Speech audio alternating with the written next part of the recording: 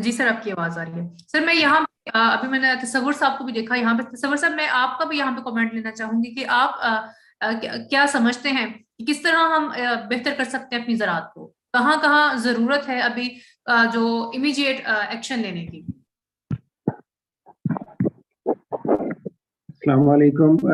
मुझे बड़ी खुशी हो रही है सारे सीनियर कलीग्स खसूसन डॉक्टर अजीम साहब के साथ और यूसुफ जफर साहब हैं, सारे लोग हैं। इनकी बातें सुन के एग्रीकल्चर जो है वो काफ़ी हद तक इग्नोर इसमें किया गया है। ख़ास तौर पे मैं तकरीबन मुझे 22-23 साल हो गए हैं इस सेक्टर में काम करते हुए, और मैंने फेडरल सीड सर्टिफिकेशन डिपार्टमेंट और 4-5 साल मिनिस्ट्री में भी काम किया है, जब काफ़ी अच्छा सेटअप था मिनिस्ट्री में 2010 में, ख़ासतौर पर डेवोल्यूशन से पहले। मैं जो चीज़ ओवरऑल पाकिस्तान की एग्रीकल्चर में जो नेगेटिव देखता हूँ और जो सबसे बड़ी अपसेटिंग देखता हूँ, वो मुझे जो फील होती है हर वक्त, वो जो मिनिस्ट्री ऑफ नई मिनिस्ट्री है, जो पहले ministry of agriculture and life stock होती थी, फूड एंड एग्रीकल्चर होती थी, अब ministry of national food security and research है। तो जिस तरह से पहले एक टेक्निकल विंग, टेक्निकल लोगों का एक विंग, जिसको एडीसी विंग कहते थे पहले, एग्रीकल्चरल डेवलपमेंट कमिश्नर का विंग होता था, और उसके साथ एक बड़ी स्ट्रांग टीम कमिश्नर की होती थी, डिप्टी एग्रीकल्चरल डेवलपमेंट कमिश्नर होता था, और टेक्निकल लोग होते थे, और एक बड़ा हारमोनियस टाइप कॉम्बिनेशन होता था टेक्निकल और ब्यूरोक्रेट्स लोग जो हैं, एडमिनिस्ट्रेशन के जो लोग हैं, उन लोगों के दरमियान। अब अनलकीली मिनिस्ट्री जब से दोबारा ये एस्टेब्लिश हुई है, पर्टिकुलरली 2010-11 के बाद, फिर हमारे कॉटन में तो खैर, मैं चूंकि कॉटन में काम करता हूँ तो सूरत हाल थोड़ी मुख्तलिफ रही है। हम कभी मिनिस्ट्री ऑफ टेक्सटाइल में जाते रहे हैं, फिर मिनिस्ट्री वापस आए हैं इस फूड सिक्योरिटी में, फिर टेक्सटाइल में गए हैं, फिर वापस आए हैं। लेकिन यही चीज़ मैं एक बहुत बड़ी खामी के तौर पर देखता आ रहा हूँ कि जो टेक्निकल विंग है मिनिस्ट्री में, वो अब इतना स्ट्रांग नहीं है कि वो चीज़ों को टेकअप कर सके, वो एक बड़ी स्ट्रांग और कम्प्रिहेंसिव किस्म की एग्रीकल्चरल पॉलिसी बना सके और उस या बनवा सके और उस पॉलिसी को फिर इम्प्लीमेंट कर सके।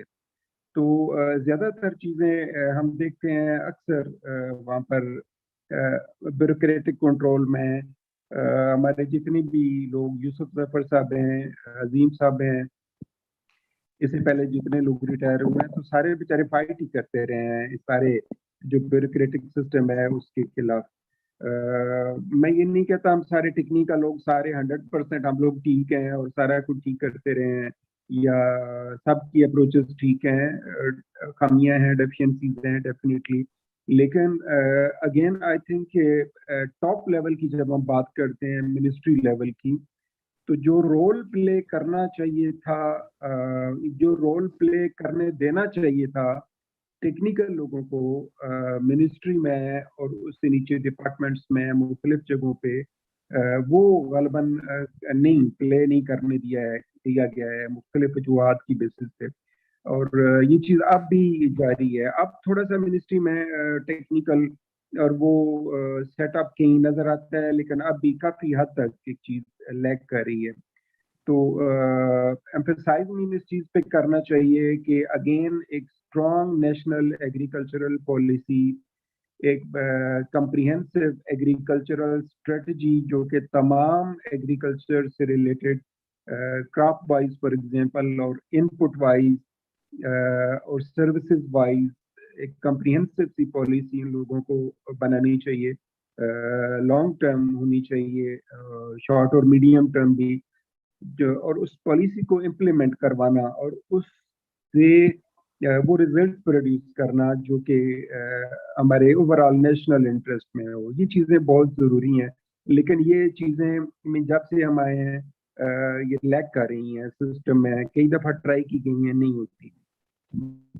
एक चीज़ मैं खास तौर पर देखता आ रहा हूँ कि जो हमारे ब्यूरोक्रेट्स हैं, خاص طور پر وہ اس کو جو ایگریکلچرل پالیسی ہے خاص طور پر یا فوڈ ڈیولپمنٹ پالیسی ہے بھی آپ کہہ لیں, فوڈ سیکورٹی پالیسی کہہ لیں, عموماً اس سائڈ پہ عموماً ہمارے ٹیکنیکل لوگ پھر بھی کچھ انٹرسٹ لیتے ہیں, بیوروکریٹس بالکل اس کی طرف نہیں جاتے ہوتے ہیں.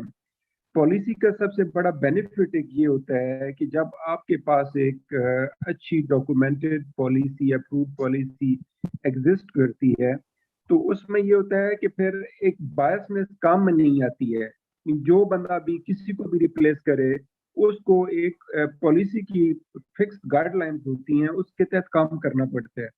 تو چونکہ ہمارے یہاں میں کہتا ہوں کہ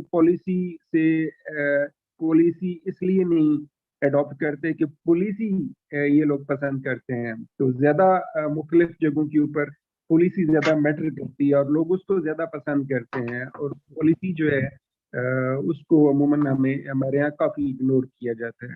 آپ کسی بڑے ملک کو دیکھیں ایڈوانس پرٹیکولرلی اور ایون ڈیولپنگ کنٹریز بھی, تو ہر جگہ پہ آپ کو اچھی پالیسی ملے گی. فوڈ سیکورٹی پالیسی کی ڈاکومنٹس آپ دیکھ لیں, آسٹریلین خاص طور پر ایک ہمارے لیے ہر لحاظ سے آئیڈیل ایگریکلچر کے حساب سے کنٹری ہوتا ہے. ایسے ہماری کاٹن پالیسی ہے فار ایگزامپل, اسی طرح پلانٹ پروٹیکشن پالیسی ہے. ہمارے یہاں ایک بہت بڑا فقدان ہے پلانٹ پروٹیکشن پالیسی کا. ہماری سیڈ اور پلانٹنگ میٹیریل سے ریلیونٹ پالیسیز ہیں جو قدرے ابھی کچھ بہتر ہوئی ہیں پچھلے چند سالوں میں, نئے ایکٹ آنے سے, سیڈ ایکٹ آنے سے, پلانٹ بیٹر رائٹس ایکٹ ہے وہ آنے سے کافی حد تک بہتر ہوئی ہے, لیکن امپلیمنٹیشن ان کی فار ایگزامپل ابھی پلانٹ بیٹر رائٹس ایکٹ تک کی اس کے اندر اتنی خامیاں ہیں اس کی رجسٹری کو اسٹیبلش کرنے میں اور چیزوں کو آگے لے جانے میں, اور اتنی سلو موومنٹ ہے کہ وہ بہت افسوسناک ہے. غالباً 2002-03 سے ڈاکٹر اخلاق صاحب اس پہ لگے ہوئے تھے پلانٹ بیٹر رائٹس ایکٹ پہ, اور کہیں 15 سال بعد جا کے 2015-16 میں آ کے وہ اپروو ہوا ہے, اور ابھی تک 15 کے بعد 16 کے بعد اب 4-5-6 سال ہو گئے ہیں, اب اس کے رولز بنے ہیں اور اب وہ ان دی پروسیس ہے. تو کہنے کا مقصد یہ ہے کہ یہ ساری چیزیں بہت سلو چل رہی ہیں, اور ان کو منسٹری میں ایک ہماری سب سے ٹاپ گریڈ کی پوسٹ جو 21 گریڈ کی پوسٹ ہوتی تھی ایگریکلچرل ڈیولپمنٹ کمشنر, انلکیلی وہ اب ایگزسٹ نہیں کرتی ہے. اب نیچے جو ہمارے فوڈ میٹ کمشنر ٹائپ لوگ ہوتے تھے, اب اس گریڈ کی پوسٹ جو ہے 20 گریڈ کی پوسٹ جو ہے وہ ہے. اب 20 گریڈ کا بندہ اتنا اتھارٹیٹیو اور اتنا پروڈکٹیو اور اتنا فروٹفل نہیں ہے منسٹری میں جتنا ایک ایگریکلچرل ڈیولپمنٹ کمشنر یا فوڈ سیکورٹی کمشنر 21 گریڈ میں آپ کہہ سکتے ہیں, کہ جو اپنے سسٹم کی اور اپنے ریسرچ سسٹم اور ریگولیٹری سسٹم کو ٹیک کیئر کر سکے. پلانٹ پروٹیکشن سسٹم پاکستان کا بہت خطرناک ہے, بہت خطرناک ہے. ہم بجائے اس کے کہ ہم اس سسٹم کو آئیڈیلی یوز کر کے ہم پیسٹ کو مینج کرتے اور ان کو کنٹرول کرنے کی پوزیشن میں ہوتے, اس سسٹم نے بلکہ پیسٹ کو فلیئر اپ کیا ہے اور بہت زیادہ پیسٹ ڈیولپ ہوئے ہیں.